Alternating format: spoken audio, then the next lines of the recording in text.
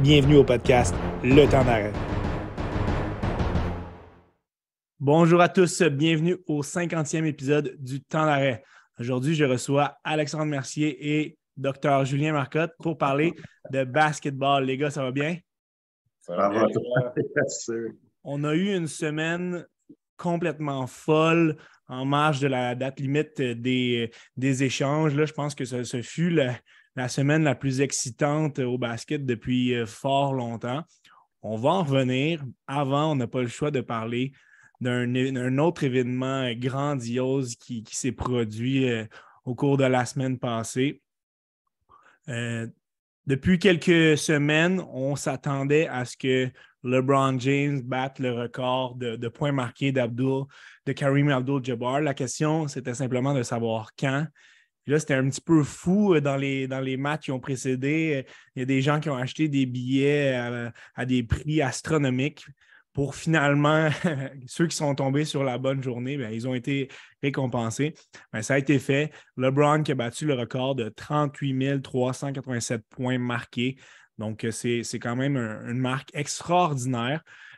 Premièrement, vos impressions sur ce record-là. On ne va pas nécessairement parler de la carrière au complet de LeBron, mais l'amplitude que peut avoir ce record qui est battu là, Alexandre, pour commencer.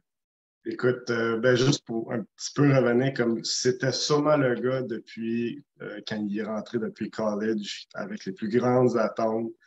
Puis on a vécu à travers toutes ces années-là. Honnêtement, il a toujours su impressionné. Il n'y a jamais eu de controverse. Puis enfin, battu le record. Juste par le nombre de présences de superstars en place, sur place, là-bas pendant le moment, je pense que ça montrait l'ampleur de l'exploit.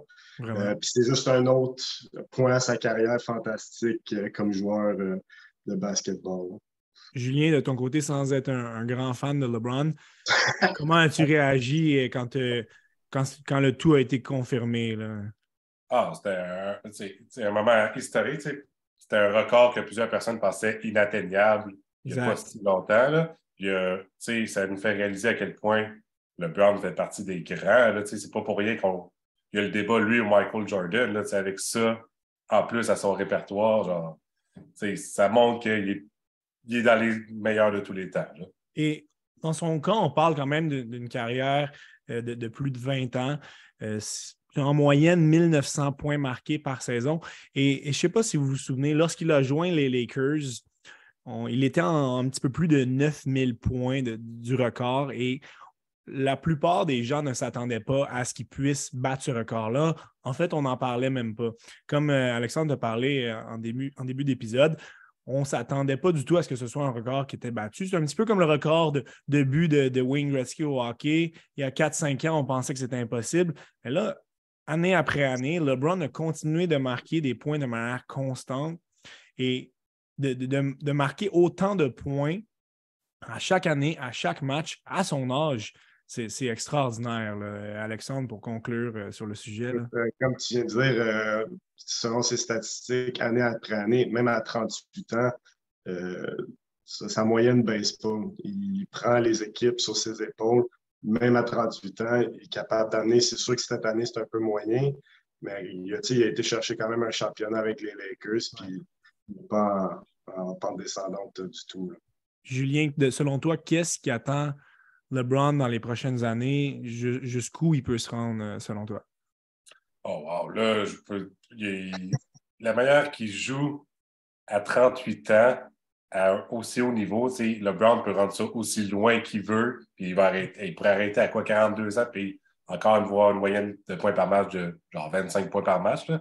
Je pense que son objectif, c'était de jouer une saison avec un de ses fils. Exact. Et après ça, je ne sais pas s'il va arrêter ou bien... Parce que son corps, il ne lâche pas. Là, c'est tellement impressionnant. Fait, il va amener ça aussi loin qu'il veut. Puis, je pense qu'il pourrait peut-être à les 40 000 facile. Ah ouais, les 40 000 facilement, je pense que c'est très envisageable. Et comme tu as mentionné, LeBron a eu les championnats. Il y a eu 3 championnats avec 3 équipes différentes. Il a battu le record des points. Et là, je pense que son prochain gros objectif, ça va être de jouer avec son fils.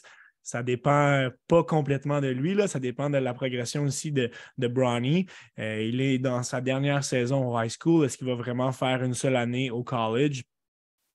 Apparemment que ce ne sera pas, il ne sera pas le meilleur joueur qui va joindre les colleges l'année prochaine. Donc, peut-être qu'on pourrait envisager un 2-3 saisons college.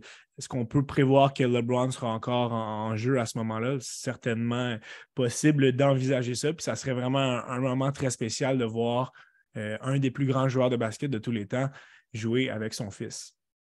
Qui sait, il y en a un deuxième, le LeBron Jr. qui pourrait rejoindre. Alors, ça serait vraiment quelque chose de voir les trois jouer ensemble. On va y aller vraiment avec ce qui a retenu le plus l'attention dans cette semaine dernière. On sait que c'était la date limite des échanges dans la NBA.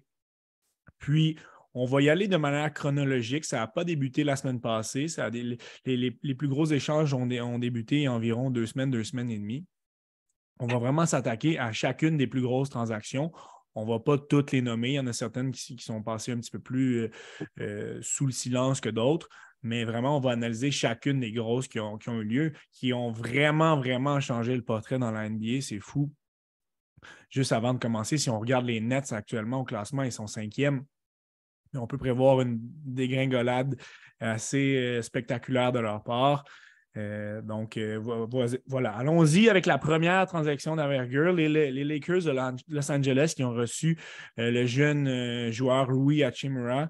En retour, les Wizards de Washington qui ont reçu Kendrick Nunn et quelques choix de 2e ronde. Donc, Nunn, on sait que ça a été difficile depuis son départ de Miami. Hachimura, un grand forward de 6 pieds 8. Alexandre, pour toi, qu'est-ce qui amène de plus aux Lakers à ce moment-là de l'échange? Écoute, en général, à date, ce que les Lakers ont, en commençant avec lui, Hachimura, était quand même un bon morceau. Puis, on n'a pas redonné, en tout cas pour son échange, pas énormément pour ça. Puis, je pense que c'est une autre pièce que LeBron a besoin de plus, puis on va discuter des autres. Mais parmi les autres, c'était vraiment un bon package. C'est un bon deal, honnêtement, d'aller le chercher. C'est sûr qu'on s'attend à voir c'est quoi leur stratégie. C'était-tu pour aller plus pour l'année prochaine ou ils banquaient cette année pour le play-in puis avoir un deep run. Donc, on verra. De ton côté, Julien, sans vraiment trouver que Rui Hachimura peut être un joueur dominant, c'est encore quand même un jeune joueur qui fait 13 points par match. Est-ce que tu t'attendais à ce que ce soit une transaction vraiment unique aux Lakers au moment que ça a été fait? Comment tu as perçu un petit peu cette transaction-là? J'ai aimé la transaction. Comme vous dites, c'est un jeune joueur. Il a 25 ans. Ça a été un haut choix, 9e au total en 2019. Ouais. Puis quand il était à Washington, il cherchait un peu. Il n'avait pas vraiment sa place établie, puis c'était pas facile. Là, il se ramasse aux Lakers avec LeBron, avec AD, dans un nouvel environnement. Donc, je pense que c'est bon pour tout le monde là-dedans. Puis, ça a été vraiment le festival. On va le voir plus tard, là, mais les transactions, le festival des choix de 2e ronde. Là, ça a été 3 choix de 2e ronde.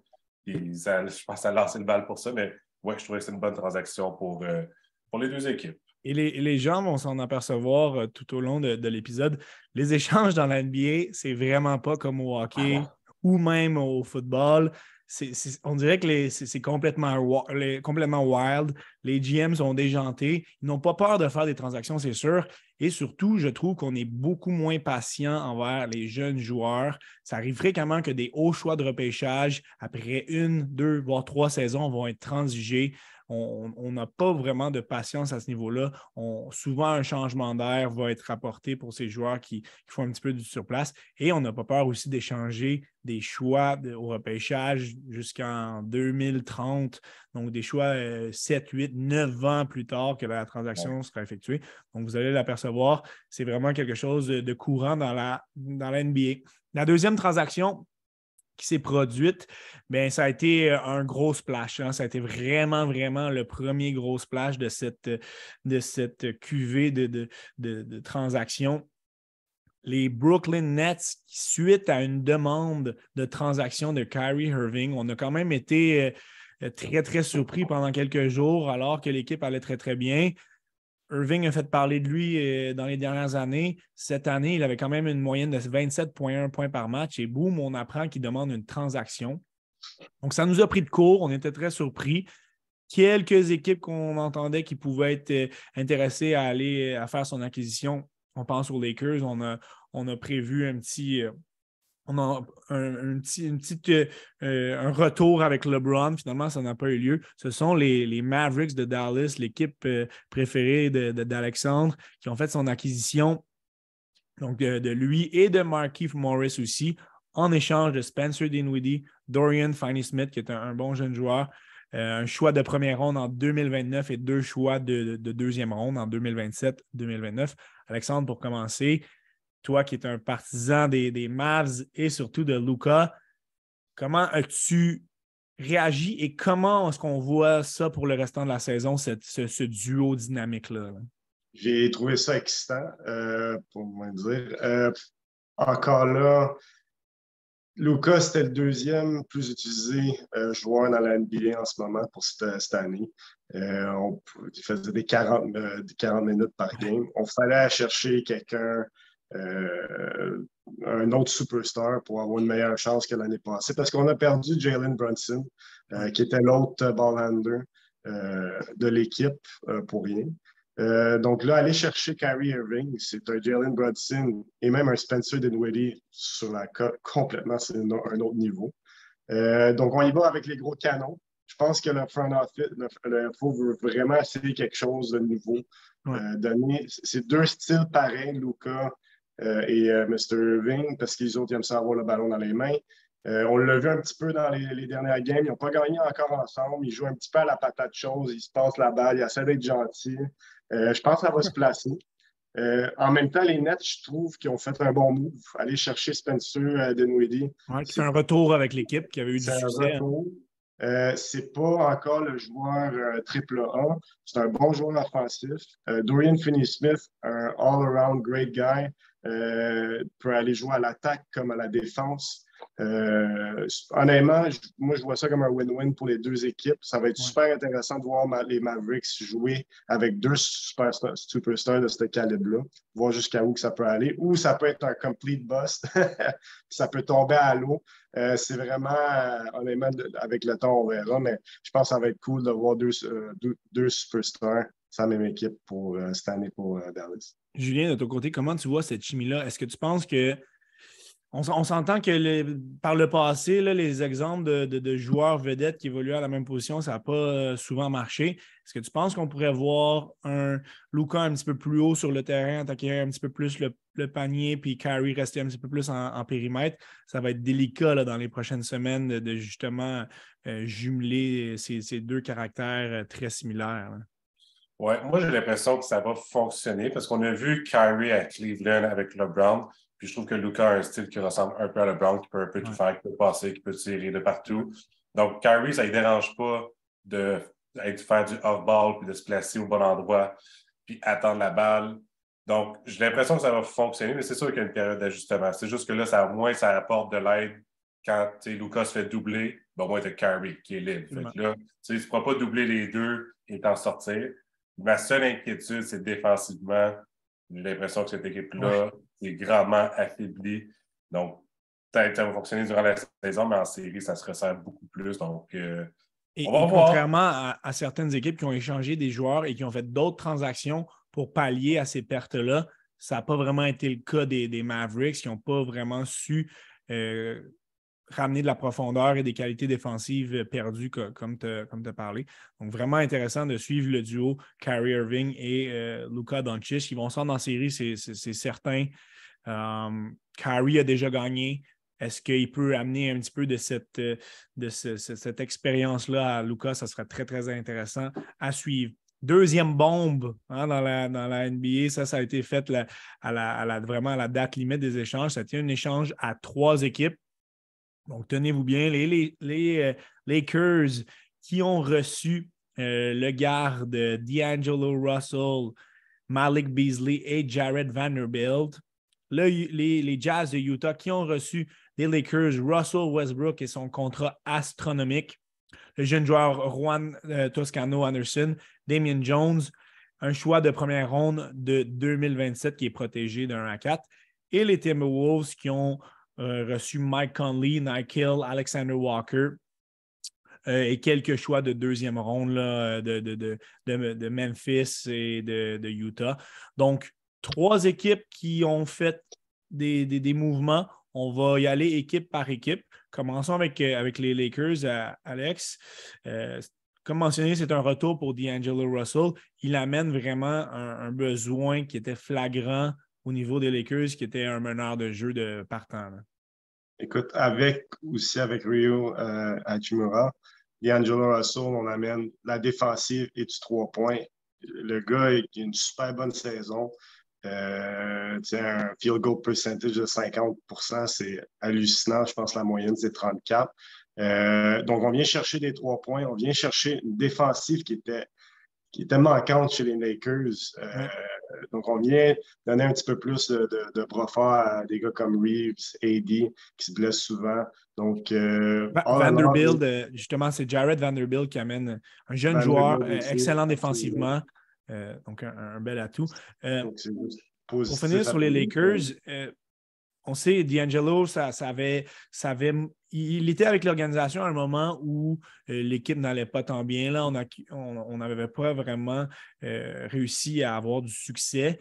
Là, il est allé avec les Timberwolves. Ça n'a pas super bien été. Ça a bien été avec Golden State, mais on dirait qu'il a de la misère à faire gagner son équipe, à mener son équipe vers les plus hauts sommets. Il a quand même une moyenne de 17,9 points par match. Est-ce que tu penses que cette fois-ci, ça peut être la bonne pour l'expérience D'Angelo Russell avec les Lakers? Les Lakers n'ont comme pas le choix d'espérer que oui. C'est sûr qu'il y a un changement de scène pour venir à LA, pour trouver son groove. Écoute, ça va être super dur à dire. Je pense qu'on va lui donner souvent la balle. Les games qu'il a pu jouer ont été super pour lui à date depuis les échanges. Donc, ça a l'air de bien fonctionner pour le moment, mais est-ce que c'est un petit peu le blues de rentrer dans la nouvelle équipe, bien performer, puis après ça, on se calme? À date, ça va. On verra, mais c'est une super belle acquisition encore des Lakers. Absolument. Malik Beasley aussi, comme tu as mentionné, qui amène une belle qualité pour les tirs de 3 points, un joueur très efficace. On va se transposer vers les Timberwolves, Julien. Dans les 3 équipes, selon moi, c'est celle qu'on peut le plus se questionner sur ce qu'ils ont reçu et ce qui les a poussés à se départir de Russell, entre autres, qui était un joueur de qualité. On va chercher quand même un vétéran en Mike Conley, mais on reste un petit peu sur notre appétit. Oui, j'ai bien de la misère à comprendre les Timberwolves depuis l'échange de Rudy Gobert, depuis l'échange de Rudy Gobert qui avait payé, je pense, 5 choix de première ronde. Ouais. On dirait que cette équipe-là pensait être rendue à une certaine étape où qu'ils pouvaient se prendre comme des contenders, puis finalement, ils n'étaient pas rendus là, pas en tout. Ils ont fait un gros move que je ne comprends pas. Puis même là, en ce moment, c'est un beau petit move, mais est-ce qu'il s'améliore avec ça? J'ai l'impression que pas tant que ça. C'est plus un move latéral. Ouais. On sait que Mike Conley et justement Rudy Gobert ont joué ensemble avec le Jazz. Ils ont quand même eu du succès. C'est un vétéran qui ne met plus les mêmes points sur le tableau, mais peut-être qu'on veut créer une chimie puis justement prendre en charge un Anthony Edwards qui est un jeune joueur dans cette ligue-là. Donc, peut-être que c'était la motivation derrière cette transaction pour les Timberwolves. Et finalement, le Jazz, mais on reçoit principalement, l'attrait principal, c'est le choix de première ronde en 2027.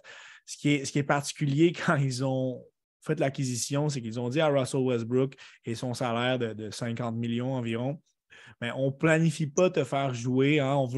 On sait que le Jazz est en reconstruction. On va chercher ce gros contrat-là. On ne va pas nécessairement le racheter, donc il va peut-être rester dans l'entourage de l'équipe, mais ils vont donner les minutes de qualité en grande priorité à leurs jeunes joueurs. Donc peut-être que Russell Westbrook ne jouera même pas pour le Jazz. Donc, c'est vraiment un chapitre un petit peu triste dans sa carrière. Ça se termine un petit peu d'une manière décevante. Peut-être qu'à moindre salaire, il pourrait aider une équipe l'année prochaine. Ce sera à voir. Autre transaction, un petit peu moins d'envergure, mais quand même qui vaut la peine de discuter, c'est celle des Knicks de New York qui ont reçu le joueur Josh Hart. En retour, les Trailblazers de Portland ont reçu plusieurs éléments, donc Cam Reddish, Ryan Achacono et un choix de première ronde qui est protégé à la loterie en 2023. Alexandre, ton point de vue sur cette transaction? Josh Hart, pour vrai, je pense qu'il vient chercher un petit peu plus de défense, surtout au périmètre extérieur. Je l'ai vu jouer contre les Nets cette semaine, puis super bon joueur offensivement aussi, il a su contourner plusieurs en ISO. Honnêtement, je pense que les Knicks sont beef-up cette année, ont une bonne équipe. Puis ils viennent juste de. Encore, je pense que c'est un autre échange parce que les deux équipes ont su tirer des positifs sur ça. Julien, de ton côté? Oui, je ne sais pas si vous avez vu la réaction de Jalen Brunson quand il apprend la transaction. Là. Ouais. Il est hyper content avec un gros sourire, puis c'est pas pour rien. Là. Je trouve que c'est une excellente transaction pour les Knicks qui vont essayer de se rendre le plus loin possible en série. Puis ils n'ont pas donné, je trouve, grand-chose. Cam Reddish, ça marche juste pas, malheureusement. En est un jeune joueur qui avait un gros profil que ça ne fonctionne pas. Là, donc... Non, vraiment pas. Donc, non, j'aime vraiment la transaction pour les Knicks. Hart est un joueur qui peut aussi bien jouer en tant que garde qu'en tant que forward. Moyenne de points par match, un petit peu moindre cette année à 9,5, mais j'ai l'impression qu'à New York, ça va monter. C'est un bon tireur de 3 points quand même. Et avec les Trailblazers, c'est vraiment une reconstruction là, après avoir échangé McCollum dans les dernières années. Là, on fait vraiment table rase. Le seul survivant de cette purge-là, c'est Dame Lillard qui continue quand même à accumuler des 40 points par match. Donc, vraiment, on rebâtit du côté de Portland. Et comme vous avez mentionné, Josh Hart, très belle acquisition en vue des séries éliminatoires pour les Knicks. Ensuite, notre équipe locale, les Raptors de Toronto qui ont fait... on ne savait pas trop où ils allaient s'orienter. Hein? Il y a eu des rumeurs comme quoi ils allaient être vendeurs. On a entendu le nom de OG Anunoby très sérieusement. Il y avait des rumeurs autour de Fred VanVleet aussi. Finalement, on a été dans le camp des acheteurs, mais modérément. On est quand même allé chercher Jacob Poeltl, qui est un gros centre de 7 pieds 1, 27 ans. Il a appartenu à l'équipe. Il avait fait partie de l'échange de Kawhi Leonard. En échange, ils ont cédé le Montréalais Khem Birch, qui avait un rôle vraiment, vraiment moindre cette année. Choix de première ronde en 2024, qui est protégé de 1 à 6, et des choix de deuxième ronde en 2023 et 2025. Alexandre, comment tu as réagi à cette transaction? Mais un petit peu comme tout le monde. On ne sait pas ce qui s'est passé. On était sûr qu'il allait être des vendeurs cette année, surtout avec le monde qui parlait avec Anunoby. Finalement, on va le garder. On était chercher quand même un papier centre. C'est juste qu'on ne s'attendait vraiment pas à ça cette année. Il comble vraiment un besoin. Là. C'est un centre de qualité, 12,1 points par match, 9 rebonds. On n'en avait pas de centre de qualité pour les... Non, donc on vient renforcer un petit peu avec Pascal Siakam. Ouais. Ça va lui donner un petit peu plus peut-être de pick and rolls, des plus d'espace, donc peut-être d'autres options offensives et défensives. Rim protection, c'est toujours important aussi. Donc, écoute, peut-être ça va bouger des choses à Toronto. C'est un petit peu dans le milieu de peloton en bas. Honnêtement, c'est un autre cas de... On verra où est-ce que ça nous amène. Moi, je pense pas que c'est hyper positif, mais on verra. Julien, de ton côté. Ouais, j'ai pas de temps aimé cette transaction. Je comprends que ça répond aux besoins des Raptors et tout, mais je m'attendais vraiment à ce qu'il y ait des transactions puis qu'on se place dans le camp des vendeurs. Parce qu'il y a Fred VanVleet qui devient agent libre, il va demander une fortune. Il y a OG qui veut un plus grand rôle, qui ne l'a pas tout le temps nécessairement. On a un jeune Scottie Barnes auquel on pourrait bâtir. Puis là, quand je regarde la transaction puis que je vois que le choix de première ronde est protégé de 1 à 6 pour 2024, ça me fait dire que Masai ne compte pas reconstruire. Là. Il ne compte pas finir dans les bas-fonds. Puis, donc, est-ce que c'est un noyau qui peut gagner quand on regarde l'Est avec Boston, Philadelphie, puis d'autres équipes qui s'en viennent? Donc, personnellement, je comprends ce que Masai a essayé de faire. Je n'aurais pas fait ça. Je me serais mis dans le camp des vendeurs. J'aurais bâti autour de Scottie Barnes, mais regarde, on a laissé la chance aux coureurs et tout. Là. troisième bombe. Hein, on ne l'attendait pas nécessairement, celle-là. Alors que Kyrie Irving avait demandé une transaction. Kevin Durant l'avait fait aussi plus tôt dans l'année. Finalement, il avait joué avec les Nets. Ça a eu des très bons moments. Finalement, durant la nuit, il est transigé. Il s'en va aux Suns de Phoenix en compagnie de TJ Warren. En échange, les Nets qui reçoivent le joueur partant Michael Bridge, Cameron Johnson, Jay Crowder, 4 choix de première ronde non protégés, très important de mentionner, en 2023, 2025, 2027, 2029. Les Suns ont voulu garder leur choix de première ronde dans les années paires. Là. On va voir si c'est une bonne stratégie ou non. Mais vraiment, ça a été la plus grosse transaction de ce marché des joueurs, des échanges. Kevin Durant, 13 fois All-Star échangé aux Suns. Alex. Écoute, je pense qu'ils n'avaient pas le choix. Ben, ils n'ont pas eu le choix. C'était un package deal. Kyrie, après ça, M. Durant a voulu voulu être échangé. Donc, avec ça, ils se sont dit, garde, on va tous se débarrasser. Ils ont été chercher quand même des super bons joueurs en retour, Michael Bridges et Cameron Johnson. Ils ont énormément de choix de repêchage. Ça n'a pas de bon sens. Ils viennent de stacker ça après Kyrie puis pré-Durant. Ouais. So, pour les Suns, honnêtement, je vois ça comme un des favoris à gagner le titre. Par contre, il ne faut pas oublier que c'est quand même des gars qui sont habitués aux blessures. Ouais, âgé. 34 ans pour Kevin Durant, 38 ou bientôt 38 pour Warren. voyons. TJ Warren.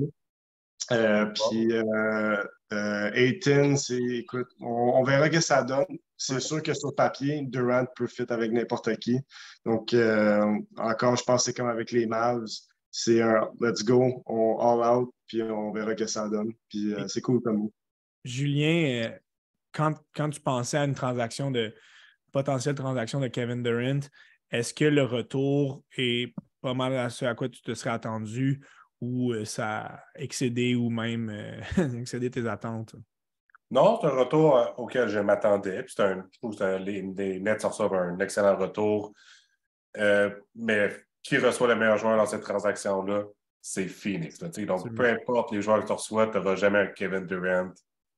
Ben, à moins qu'il soit vraiment chanceux au repêchage, là, mais il n'y a aucun là-dedans que c'est Kevin Durant. Donc, moi, pour les Nets, j'aime vraiment le retour qu'ils ont eu. Comme Murs a dit, ils se sont vraiment refait tous les choix de première ronde.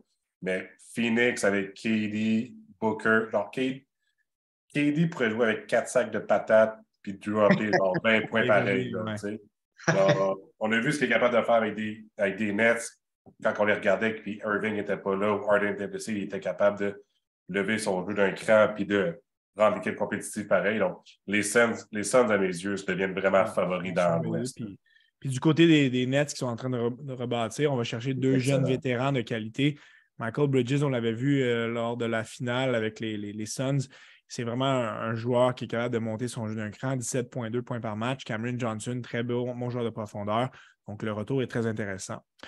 Les prochaines transactions, on va accélérer un petit peu le rythme puisqu'ils sont un peu de moindre importance. Tout de même, les Bucks de Milwaukee qui font l'acquisition de Jay Crowder. Les Nets qui accumulent encore les choix au repêchage avec 3 choix de deuxième ronde. Et les Pacers qui vont chercher des vétérans de qualité en George Hill et Serge Ibaka pour épauler les jeunes joueurs.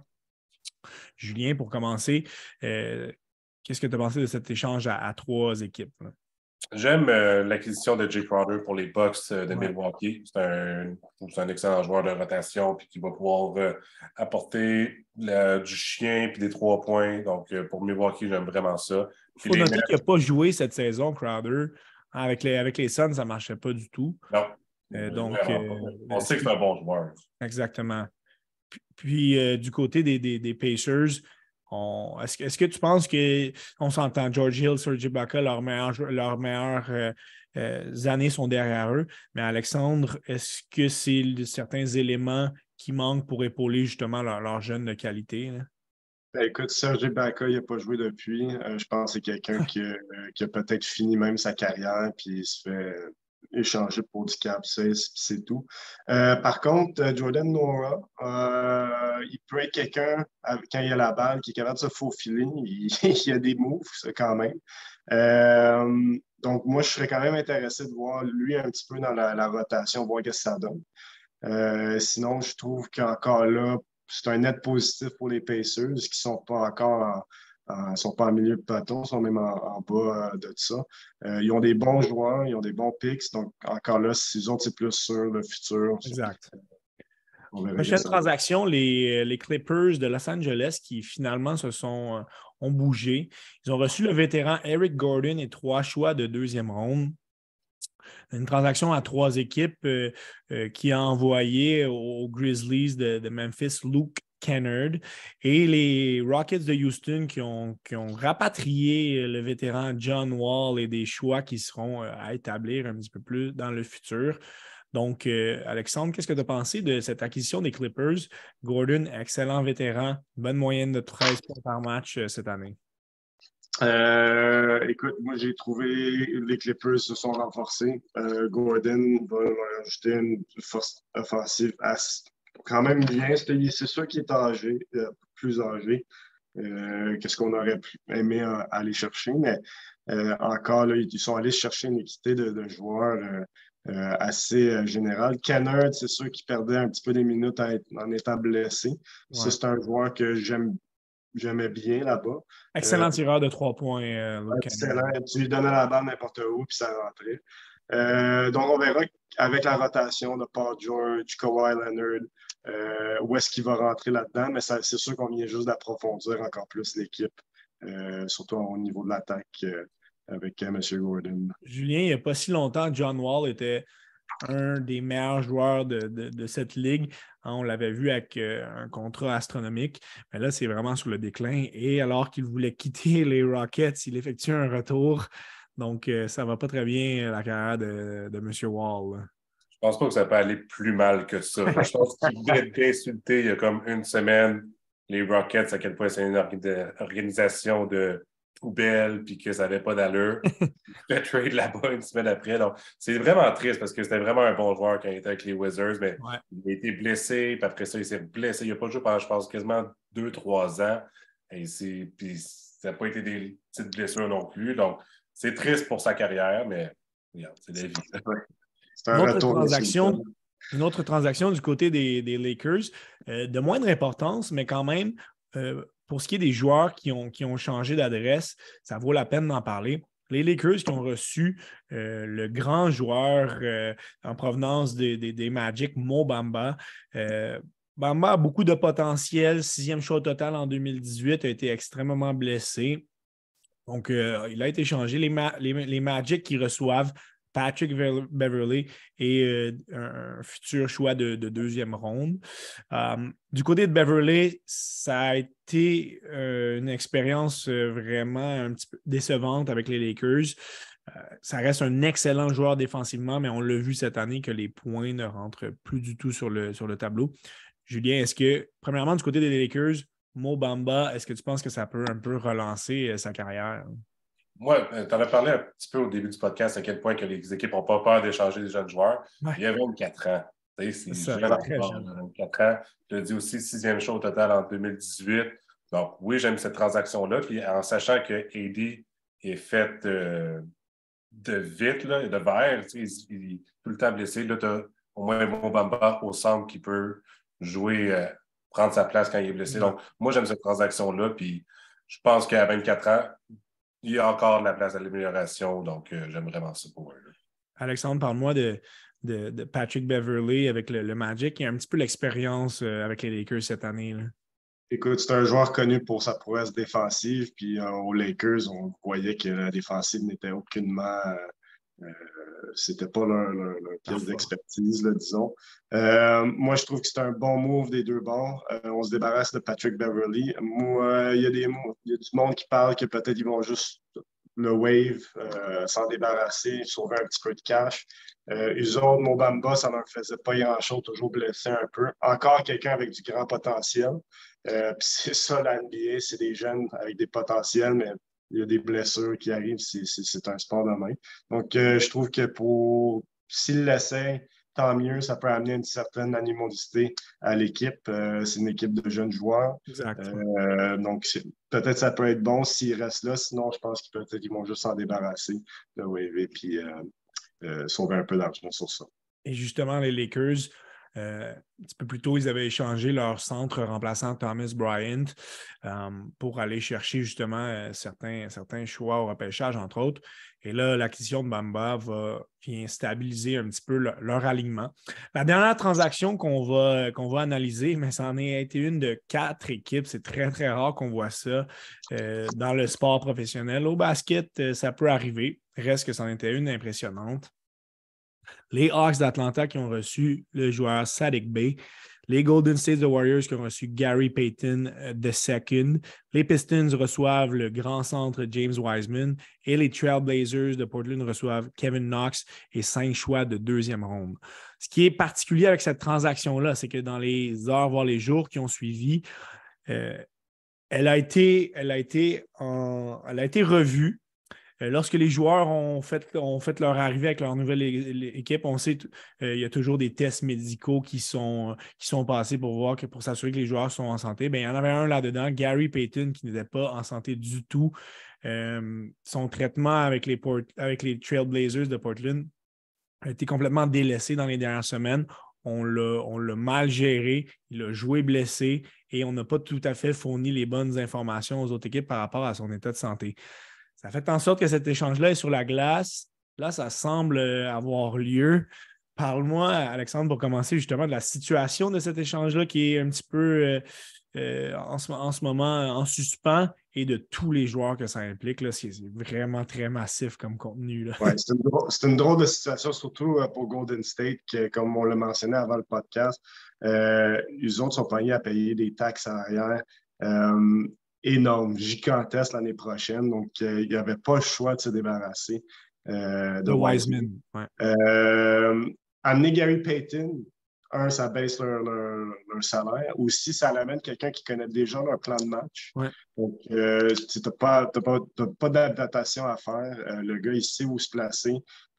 Par contre, le Golden State, il y avait du monde qui parlait de est-ce qu'ils veulent poursuivre, forcer la Ligue à pénaliser Portland sur la façon qu'ils l'ont caché ou quoi que ce soit, mais en même temps, s'ils font ça, si le deal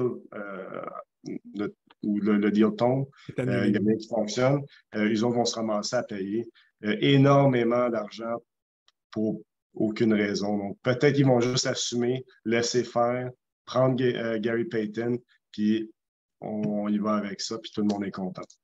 Julien, parle-moi des autres joueurs impliqués dans cette transaction-là. Alexandre a commencé à parler de Wiseman. C'est un grand centre qui a passé beaucoup de temps dans la G-League cette année, ne se développe pas tout à fait comme prévu.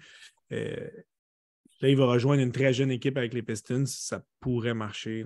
Oui, mais je lui souhaite. C'est dommage parce que même dans la G-League, ça ne marchait pas. Sauf que il est arrivé à Golden State alors que l'équipe avait fini vraiment bas à cause des blessures parce que ça restait une très bonne équipe. On a pu voir ça.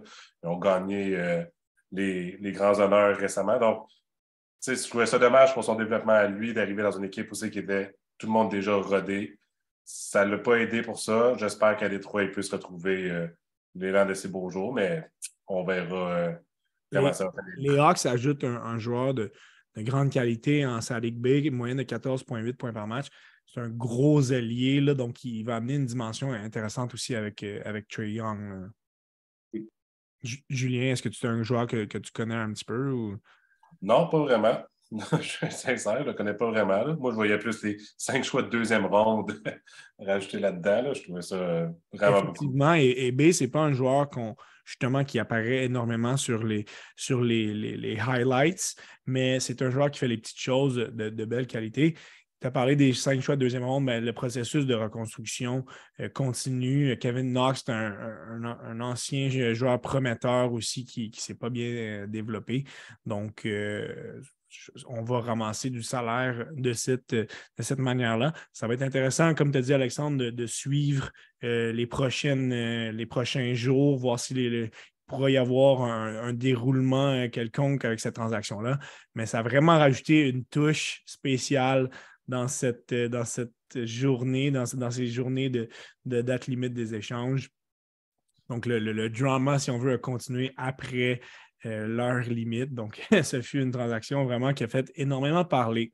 Faisons un petit recap des principaux gagnants et perdants de cette date limite des transactions. Il y en a plusieurs. Hein. Il y a eu une tonne de transactions, mais concentrons-nous sur ceux qui ont fait le mieux parler pour les bonnes et mauvaises raisons.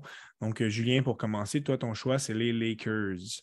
Oui, j'adore la transaction des Lakers et surtout que ça leur a pas coûté grand-chose. Là, on voyait beaucoup les équipes les attendre pour recevoir le contrat de Russell Westbrook. Ils voulaient recevoir 2 choix de première ronde.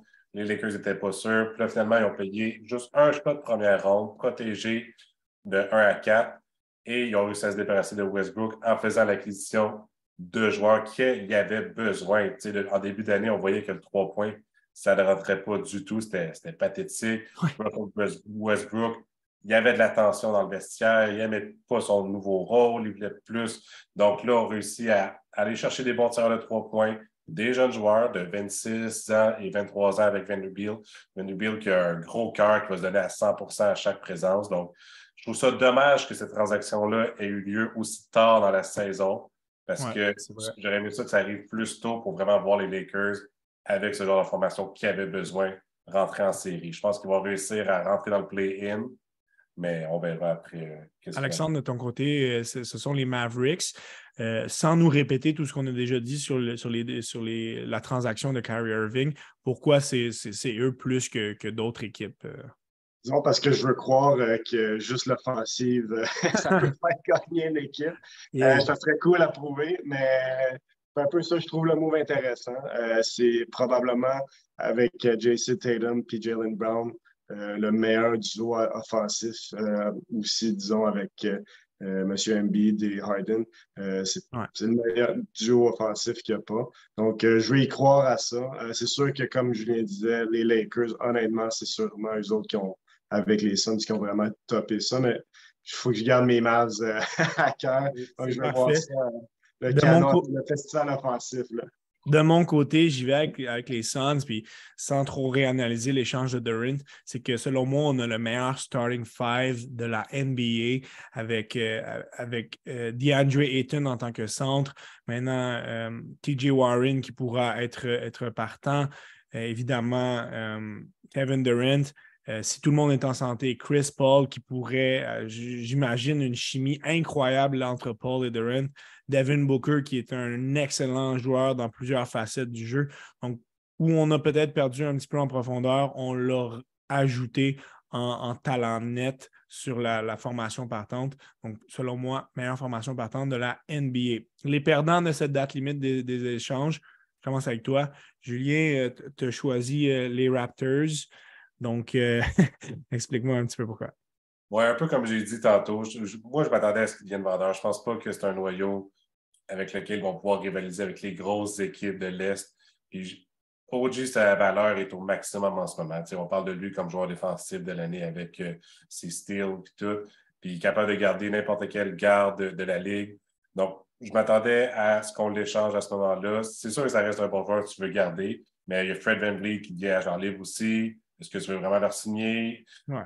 Donc, il y a beaucoup de questions. Puis là, j'ai l'impression qu'on va se ramasser tout le temps à faire les playoffs, mais jamais se rendre loin parce qu'on n'a pas le All-Star qu'on a besoin ou la formation assez forte pour ça. Donc, je mets mon côté partisan de côté pour dire que je suis bien d'accord avec toi. C'était le temps de rebâtir. Alexandre, pour toi, ton choix, ça a été les Pistons de Détroit. Oui, parce que moi, honnêtement, avoir vu Wiseman, il y a d'autres joueurs dans la NBA qui ont fait un tour dans la G League. J'en parlais avec Julien. Dwight Powell a fait un tour au G League dans le passé, a complètement dominé ses games là-bas. Et Wiseman n'a pas pu faire ce même impact-là à ce niveau-là. Donc, c'est juste pour montrer la différence entre un joueur de vrai calibre NBA. Donc, je pense ils l'ont perdu. Je sais qu'il y a du potentiel, 7 pieds, 240 livres, des beaux highlight reels, mais depuis son entrée à NBA, je trouve que c'est vraiment c'est du temps qu'il perd un peu avec lui. Un bon potentiel de bust dans son cas. Mm-hmm. De mon côté, j'ai choisi une équipe qui a réellement rien fait. J'ai choisi le Heat de Miami, qui a terminé première dans l'association de l'Est, maintenant est au 6e rang et n'a absolument rien fait pour s'améliorer. Les équipes de l'Est, ce ne sont pas celles qui ont le plus bougé pour s'améliorer, mais quelques petites transactions plus mineures pour ajouter de la profondeur là, du côté des Sixers et des Celtics. Le Heat a beaucoup trop de gardes et on n'a rien fait pour pallier à cette situation-là. On a un flagrant manque de profondeur au niveau des ailiers, des gros ailiers, les forwards. Donc, on sait que Kyle Lowry, avec son gros salaire, il aurait pu être échangé. On a entendu certaines choses au niveau des Lakers. Est-ce que vraiment ce sont le contexte qui faisait que vraiment la transaction allait avoir lieu, mais finalement, Pat Riley faisait une sieste au lieu de confirmer la transaction. Est-ce que c'est arrivé? Ben, on ne le saura jamais. Il reste qu'on n'a pas bougé du tout. Gabe Vincent n'a pas la même saison que l'année passée. Robinson non plus depuis sa bonne séquence en éliminatoire. Ça n'a fait que dégringoler. Donc, je trouve qu'on n'a pas réussi à se graver une identité. Ça aurait pu être fait avec une ou deux transactions clés. Ça n'a pas été fait du tout. Donc, le Heat, très décevant. En terminant, les gars, dites-moi ce que vous allez observer ou garder à l'œil pour le restant de la saison, là, ce qui est mis à part ce qu'on a déjà discuté. Qu'est-ce qui retient votre attention pour cette saison de NBA qui est vraiment excitante? Alexandre, pour commencer. Écoute, moi, c'est de voir jusqu'à quel point les Bucks, je pense qu'ils sont en bonne position cette année. Ils sont sur un 10 games à gagner de suite. Donc, je pense qu'ils autres, ils ont des très bonnes chances cette année pour aller chercher leur deuxième championnat. Puis aussi mes Mavs. Je ne peux pas ne pas regarder Kyrie et Luka jouer ensemble cette année. Julien, qu'est-ce que tu surveilles? Moi, je vais surveiller la course pour le play-in dans l'Est et dans l'Ouest. J'ai l'impression que ça va être très serré avec les améliorations des Lakers que j'ai vraiment appréciées. Puis aussi dans l'Est où c'est que les Raptors sont 9e. Est-ce qu'ils vont réussir à rester là? Est-ce qu'ils vont descendre un peu? Wizards qui sont 10e. Donc, j'apprécie vraiment le play-in finalement. Je trouve que ça donne une course vraiment pour les équipes de bas de classement à se motiver à faire les séries. Donc, c'est ça que je vais regarder jusqu'à la fin de la saison.